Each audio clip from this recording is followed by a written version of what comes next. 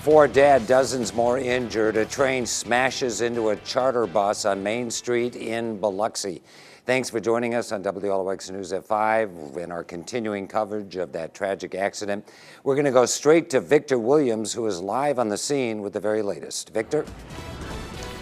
Yeah, Dave, just like you said, right now they are working on getting that bus off of the tracks after this accident happened earlier today around 2 o'clock where the train collided with the bus. Now, from what we understand, this bus was from Texas. The people on board were making their way to several casinos around here. They were on their way to the Boomtown Casino in particular when this happened. They didn't make it to their destination. Now, we're told about 50 to 60 people were on board during the time of the impact. However, since then, 4 have passed away. As a result, 3 passed away on impact and another passed away after being rescued and taken to the hospital. Now, from what we understand, we saw several helicopters coming down here, making rescues, taking people to the hospital, as well as several people being taken off the bus. Here in New Orleans East weren't so lucky this afternoon when tornadoes swept across this area. I'm standing in front of a home on Flake Street that, as you can see, was demolished.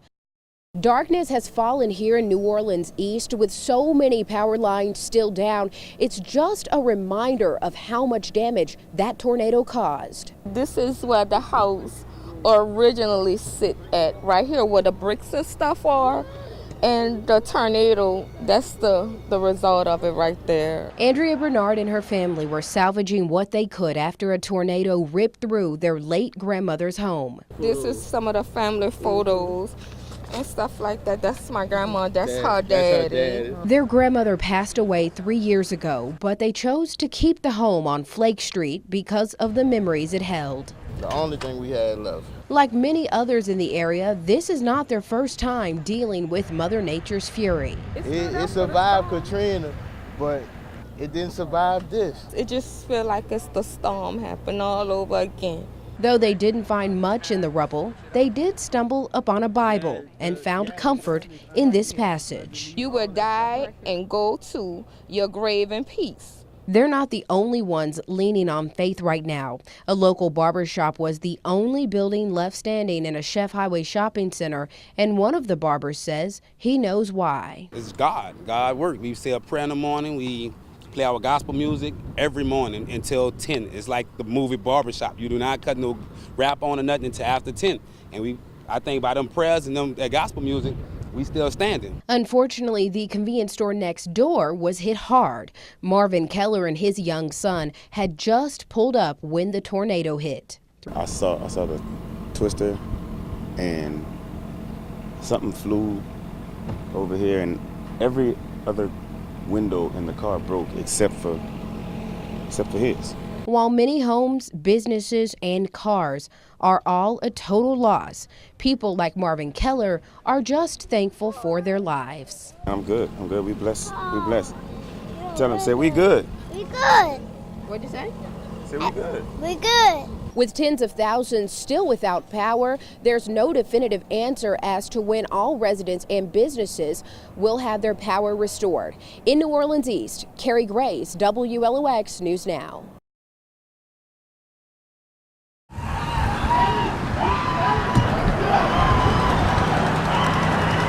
My goodness, that was like a little girl's scream. At first I didn't know. It was a scream I've never heard before. So yeah, those dogs are something fierce. Just as she and her friend were about to drive off to remove their children from any potential danger, this neighbor witnessed something she never thought she would see. My hands are shaking. The suspect was located in a shed connected to a home off of Pops Ferry Road. This was only after police had set up a perimeter around the Sunkist subdivision. And he wasn't able to get out of that perimeter, so and then we had a number of dogs that were working, and so we put our dogs working in the area, and they eventually located him and arrested him. About an hour before the arrest, police say the suspect crashed the car he was driving into this home on Lackland Drive after about a 10-minute chase through Biloxi. One of our officers spotted the vehicle on Highway 90 on almost the east side of town, And so when we went to try to stop that vehicle, he ran from us. The vehicle police spotted was the same one the Jackson County Sheriff's Department was looking for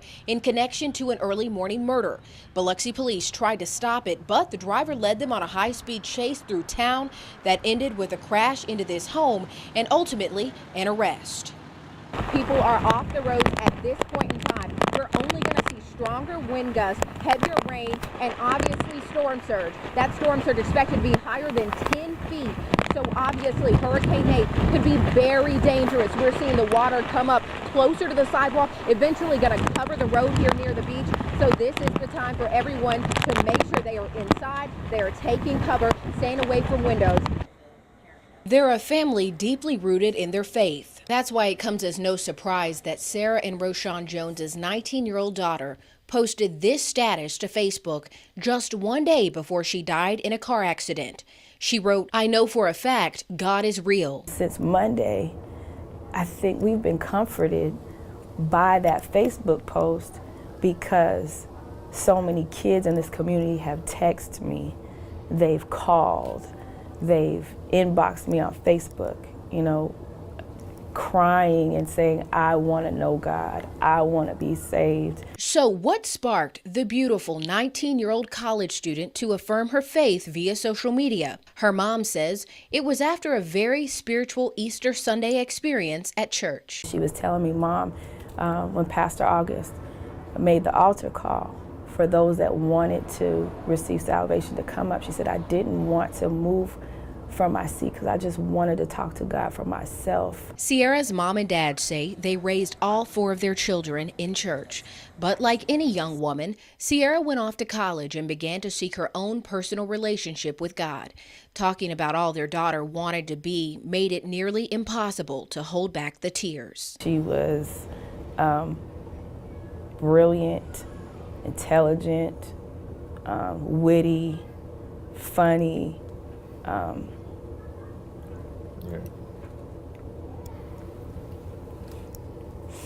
Sierra was captain of the St. Martin girls basketball team her senior year in high school, as well as a member of ROTC. She was a natural leader, and she She knew how to draw a crowd, and she knew how to orchestrate a crowd. She was just amazing. But out of the spotlight, she wrote and sang songs. When I wake from dreaming, tell me, is this really love? While it's difficult to find calm in this storm, the Joneses say God has made his presence known through the outpouring of love and support they've received from the community. You just don't realize how significant people are until something tragic happens. And it's just kind of shown us that, like Sierra said, God is real. The song was dedicated to all the praying mothers out there. And I know it seems like your children have gone so far off left, but God is saying just keep praying because he's not going to give up on you or your children. You've cried.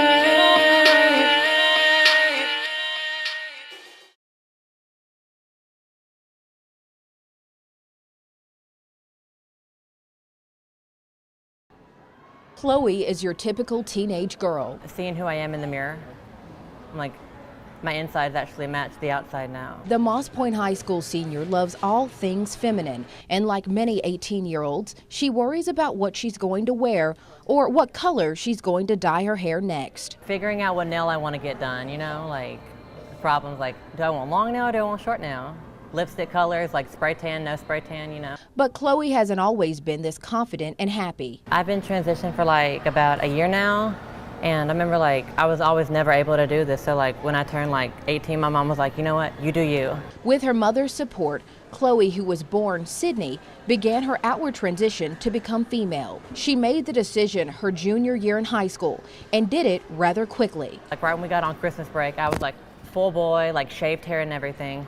Came back, long blonde hair, makeup, nails done and everything, and they were like, no, most people didn't know what to think, but I'm like, I'm happy, I'm living my life. Chloe says the response from her classmates was mixed. Some understood, others did not. There's one girl at school, she was like, that's not a girl, that's a boy, like mainly stuff like that, like just talking behind my back. Before transitioning, Chloe came out as gay at the age of 14. She says those years were actually the hardest. Over the years, like crying and people calling me like faggot and he, she and all that, like it always made me cry, and I'm like, if I'm gonna be happy, I can't listen to what other people say. And that's really what created the Tough Skin, because I'm like, I'm gonna do me. Like, you only live once. Dropping her birth name and going by the name Chloe was a precursor for what was to come. She legally became Chloe Chanel Richardson on May 15th of this year. Because I was tired of being miserable. I didn't feel comfortable as like a boy, you know what I mean? Like, I tried here and there, I'm like, but it came to where I can't do this no more. That's not who I am. Transitioning in high school has brought its share of troubles and misunderstanding, like senior pictures. Chloe says school officials originally asked her to be photographed in both the tuxedo and the drape, but she fought to forego the tux. But I would never look at my photo. I'm like, it would have given me the worst anxiety. She wore the drape and will be pictured in the drape in the yearbook, a small victory for Chloe. Then there was prom. Chloe wanted to be nominated for prom queen. That too was a challenge, but brought another small victory. Even though I didn't win, I was still on the ballot. And that was important for you, just to get on the ballot. Just on the ballot, like, you know, hopefully like there's people next year and the years after that hopefully have a better chance than I do, but hopefully I like push the bar like a trailblazer. Nestled in the 484 square miles of rural George County, largely unseen and hidden to the naked eye, is a gang problem fueled by drugs. Who would have ever thought George County would have had a gang problem? It's not what you expect. You don't see gang members hanging on street corners or loitering outside of businesses. Instead, authorities say most of the illegal activity takes place tucked away on different acres of private land. We focused on the Basin community, Agricola, Bexley, Movella, and especially Bendale. We've had a lot of problems over that way. Commander Bobby Daffin showing the turf for gangs ranging from the Latin Kings to Simon City Royals. The Vice Lords and the Black Gangster Disciples have pretty much controlled all of the large quantities of meth distribution. The drugs moving in much larger quantities than ever before. Used to, you were dealing with grams and little mom and pop labs in the sheds and in the mobile homes, but now it's coming in from Mexico and Texas, and it's coming in by the pound. George County Sheriff Keith Havard says a number of factors make this area the perfect breeding ground. It's a farming community. We don't have a lot of industry. Lack of law enforcement has a lot to do with it. Now that the problem's been identified, it's all hands on deck to fix it. We recently formed the Southeast Mississippi Narcotics Task Force, a joint force of county and local officers who target these crimes. The latest sting, Operation Showtime, picking up more than 20 suspected gang members and associates from various affiliations. With each of these roundups, another cell fills in the county jail. Within this institution alone, I know that I have 73 who live here on a daily basis. Gang symbols plastered throughout the jail. This is the Simon City Royals, some of their stuff right here. Those locked up unashamed of their affiliations, some so much so they didn't mind giving us a glimpse into the gang culture. We do handle business, but, you know, everybody do that. Jay Knight admits he's a Latin king. His answers to the tough questions reflect the unspoken code of silence, but also highlight the fear once they've been sworn in. I know you're censoring yourself for us. Why is it that you can't tell us more? No, it's a treaty, I guess. What does that mean? I still got life on the other side. Other inmates revealing a bit more under the condition of anonymity. It was installed, and this ain't something I wanted to do. My mama was affiliated.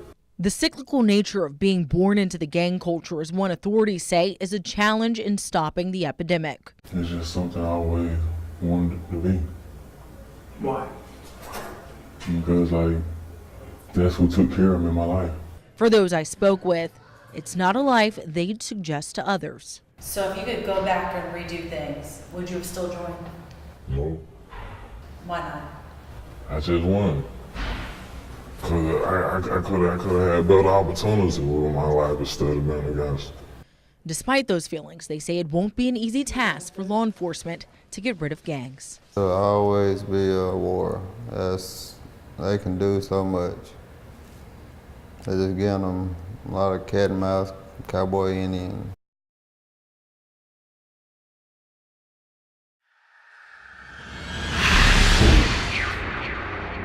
It's as scary looking as the stories that surround it and flow through it. It's a building that holds many secrets, real and unreal. It begs for an investigation. The Hancock County Courthouse in Bay St. Louis was built in 1911. And over the years, there's been a lot of paranormal activity reports, including one of a woman in a white flowing dress. She was a widow of the last man to be executed here in Hancock County. We have a paranormal investigative team with us to document the event. What we're hoping that you'll see is something compelling, something interesting, and possibly something frightening. The Meridian-based paranormal investigative team, Ghost Chasers of Mississippi, led by husband and wife team Justin and Ashley Pritchett, joined us for the venture. We live on one side of the coin, and that's what we see, that's what we participate in throughout our lives, throughout our everyday. The paranormal is the other side of the coin. I want to know the other side of the coin.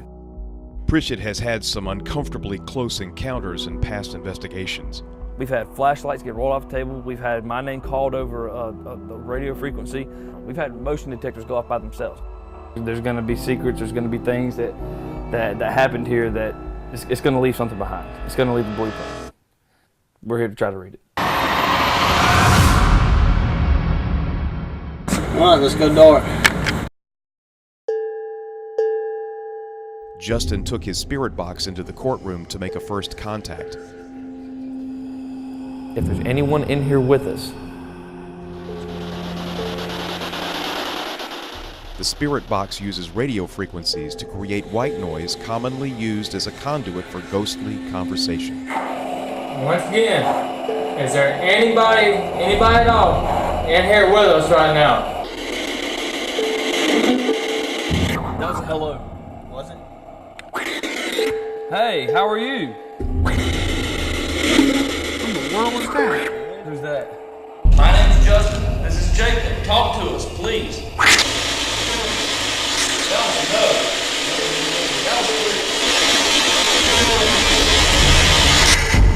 A voice from the other side. Next, we used a flashlight, a static camera, and a walkie-talkie to coax a shy spirit. Were you executed in the jail? In the jail behind the courthouse? If that's true, will you put the light on?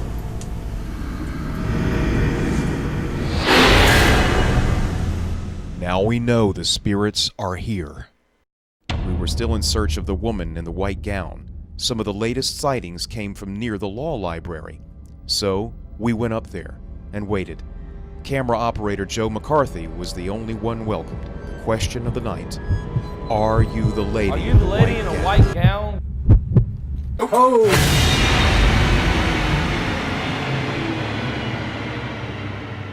Bingo. We've made contact. I truly believe that this is one of the things that saved them. A tiny infant oxygen mask made the difference between life and death for 4 puppies trapped in a burning home. Those puppies now recovering at the Humane Society of South Mississippi. Now they'll have to be processed. They're going to be given baths. I understand that they were given 6 baths last night at the ER because they were in pretty bad condition, covered in feces and urine and fleas. According to an animal control officer, they were called to the home on Crawford Street earlier that day. No one was there when they arrived, so they left a notice on the door. Hours later, Biloxi firefighters got a call the home was on fire. They quickly made entry into the structure to search for victims.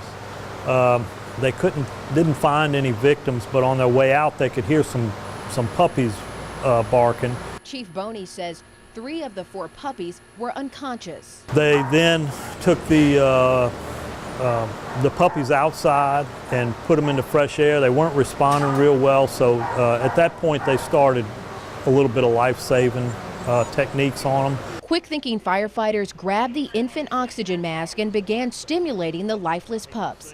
Thankfully, they regained consciousness at the scene. More often than not, when we find animals, they're already deceased in a structure fire.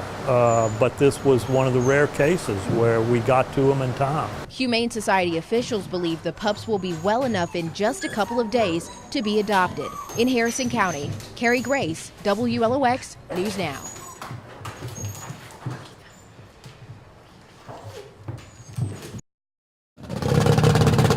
The competition was hot, and the show didn't disappoint. And this is just unreal. The crowd was massive, maybe the biggest the competition has ever had. First time down here, and my brother invited us, and we will definitely be back. Having traveled 6,000 miles from Alaska just for cruising the coast, the Bakers made sure to get front row seats.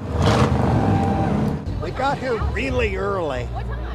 I don't know, 1:30, 2 o'clock. And as the sun went down, the real fun began. It's just so odd. It's just unbelievably different. That's exciting because it only happens once a year for us. So how do you get a card to shoot flames? You gotta have fuel and fire. Sounds simple, right? But it isn't always that easy. But after a little troubleshooting, voila, fire, and the crowd goes wild. It's easy to see why the flamethrowing competition is a Cruising the Coast signature event.